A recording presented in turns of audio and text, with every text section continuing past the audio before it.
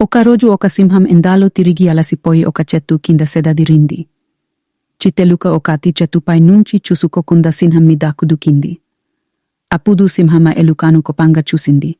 ఆ ఎలుక భయపడి, అయ్యా, నేను అల్పప్రాణిని, అవివేకం వల్ల మీ మీద కుదుకాను, నన్ను కరుణించి ప్రాణభిక్ష పెట్టండి అంటూ ప్రాధేయపడింది. సింహం దయతో ఆ ఎలుకను చంపకుండా వదిలిపెట్టింది. దానికి ఎలుక ఎంతో సంతోషించి, మీరు చేసిన మేలును నేనెన్నటికీ మరచిపోను అని తన బొరియలోకి వెళ్ళిపోయింది. కొన్ని రోజులు గడిచాయి. ఎప్పటిలా వనమంతా తిరుగుతున్న సింహం ఒక వేటగాడు పనిన వలలో చిక్కుకుంది. ఆ వల నుండి బయటపడాలని ఎంతో ప్రయత్నించింది, కానీ బయటపడలేకపోయింది.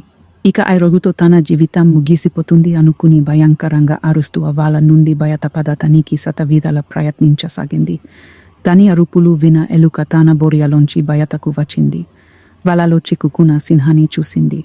బాధపడకండి మహారాజా, మీరు చేసిన ఉపకారానికి ప్రత్యుపకారం చేసే అవకాశం నాకు కలిగింది అంటూ వల తల్లాని తన పదిన్యైన పళ్ళతో పతపత కొరికేసింది. ప్రాణాపాయం నుండి బయటపడ సింహం ఎలుకకి కృతజ్ఞతలు తెలిపింది.